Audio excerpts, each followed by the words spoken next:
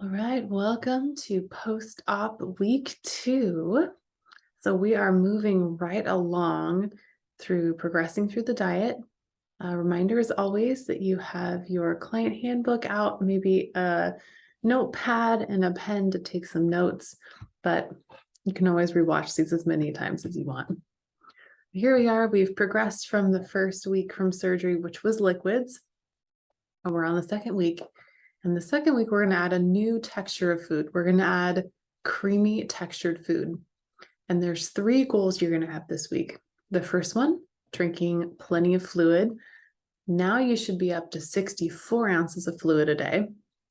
You're going to still supplement that 60 to 90 grams of protein. And now you're going to introduce breakfast, lunch, and dinner, or 3 creamy protein meals a day. So if you remember from the end of week 1, we'd slowly progressed up from drinking that 2 to 3 ounces an hour. We'd ended the week drinking about 8 ounces an hour. So 8 ounces an hour, that should probably bring you up to somewhere around 64 ounces or about 8 cups of water a day. A reminder about water is that cups are actual cups. They're not full, tall glasses of water. And everybody's going to be a little bit different in their requirements. Some people need more water or more fluid to feel better. Some people need a little bit less. I would still be trying to hit a minimum of the 64 ounces a day, though, just for your own safety to prevent dehydration. But it should be feeling a little more normal. Probably still kind of slow. You're probably still going to be sipping a little bit slower than you would have before surgery.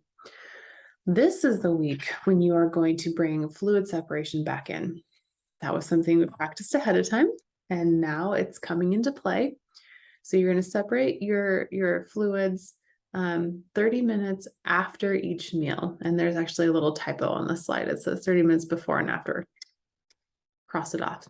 It's 30 minutes after and during.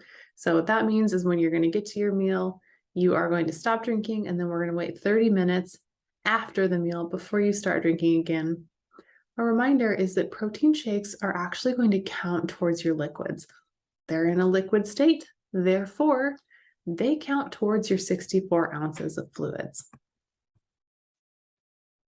As I mentioned, we're going to supplement 60 to 90 grams from your protein shake per day. So this is an additive, and this is between meals. This is not your meal. So we're going to actually start trying to put food back into place and not be relying on the protein shakes. But these protein shakes are how you are going to be getting the majority of your nutrition. So extremely important. Please make sure you are still drinking enough. But just keep in the back of your mind, the shake is not the meal. The shake is a supplement that is helping you get enough protein so that your body can stay healthy and functioning during this time.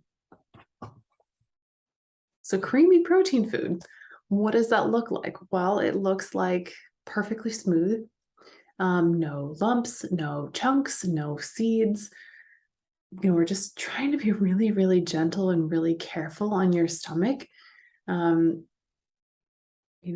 been instances and side stories where people I've seen have tried eating regular food the second week and then ended up very sick. We've had some people that have ended up in the emergency room. Their stomach hadn't healed enough, and we don't know. We can't just open, your body up and look inside and see if you're healed or not. So you always want to err on the side of caution. You only get this done once. Just, take it slow. Don't get ahead of yourself. Food will continue to be there. It will always be there. We just want to make sure we're not going to do any damage or cause any problems. So perfectly smooth. Some good choices for this might be a low sugar, low carbohydrate Greek yogurt. We do specify Greek yogurt sometimes because it is higher in protein, and that's a huge focus after surgery. Getting enough protein is really, really critical for weight loss. It's extremely important. I would say fiber and protein.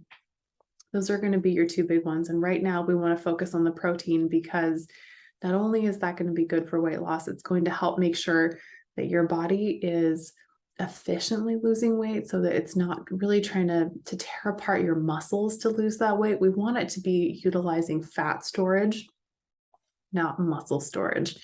And you actually can't, and I've mentioned this in other classes and lectures, but you actually cannot synthesize protein per se by yourself.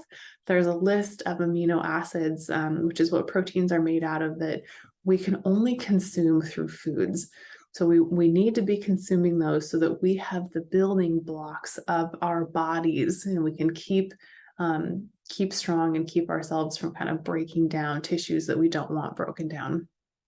Side note. So Greek yogurt, again, higher in protein. You could also just take regular low sugar yogurts and add some protein powder into that. That actually would be better than Greek yogurt, because you would be getting more protein from that protein powder than simply the protein from that yogurt. Protein pudding is another one. So we gave you some recipes for things like how to make protein puddings, high protein panna cottas. Laughing cow cheese is kind of a fun one, or any other really soft, creamy cheeses. These are also something you can add protein powder into. So say you are more vegetarian, or you are trying to follow more of a slight vegan diet, or you just have kind of a lactose intolerance. What you can do is you can take creamy vegan cheeses, make sure they're low carb. We're just going to add unflavored protein powder into those, and suddenly they become a good source of protein. So this is not a whole lot, 2 to 4 tablespoons, just like the fluids. Have a measuring cup out, have it out. You're not going to need to probably be measuring, months and years down the road, but you really want to measure during this time. The side effect of vomiting or pain, or even sometimes a little bit of dumping that comes from overfilling your stomach pouch, comes from the famous last quote of, "I just took one too many bites. I just took one extra bite.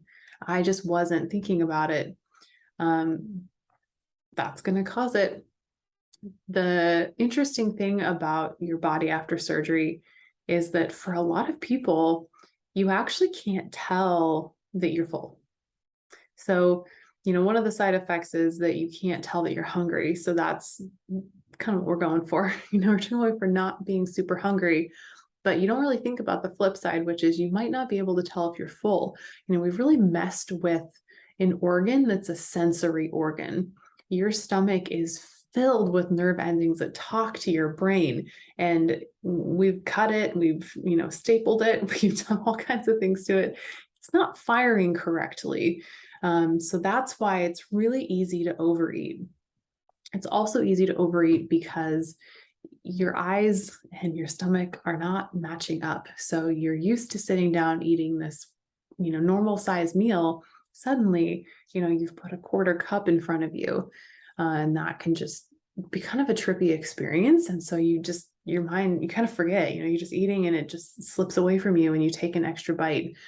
That's why it's so important to measure. I don't want you to throw up. I don't want you to have stomach pain. I don't think you want that either. Again, this is a really short period of time if you can do this. A good visualization, again, of a quarter cup is, about the size of a little salad dressing cup that you would get at a restaurant. So keep that in mind. A tip that can help you with making sure you're not overeating is you can actually buy tiny little pre-portioned Tupperwares or little disposable cups that are a quarter cup. I would buy several sizes, a quarter cup, a third cup, a half cup. You've got those ready to go. You can take your food, you can put it into those little containers, and that way you are not driving yourself crazy trying to take a measuring cup out every time you eat something and make sure it's in there. You've already taken care of it.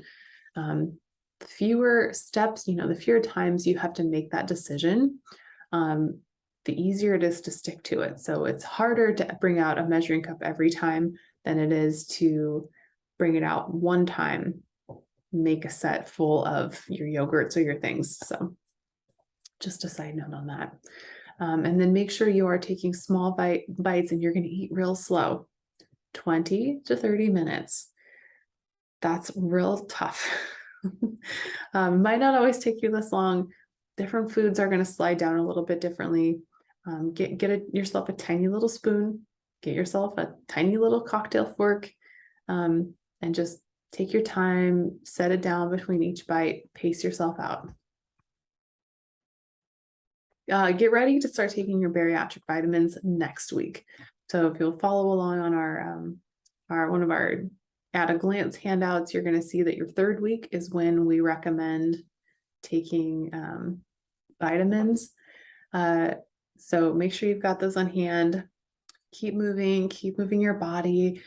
You're going to be releasing a lot of stuff into your system. So as you're losing weight really rapidly, your adipose tissue actually hangs on to things. It's hanging on to hormones, it's hanging on to all this stuff. And as you're losing your weight, it's all getting released out. So drink lots of water, get your body moving, get that lymph fluid going through your body. We want to get that out of your system and we don't want it stagnant. So stagnant lymph is not what we're going for. Exercise is really, that's how you move fluids through your body. You get those fluids moving and then you make sure you're drinking enough water so that your body can adequately eliminate those. Depending on what program you're in, you should be seeing your dietitian maybe 4 weeks after surgery or a month after surgery. Go ahead and bring them a journal if you want to do that. Or if you are not doing something with the program and you want to schedule just a private consult with myself and you want me to take a look at your journal, that's another fine option where we can go through things step by step, make sure we're not missing anything, make sure you're feeling safe. But a lot of programs are going to offer this, so make sure you do take advantage of that appointment. And that's it. That's the end of your second week.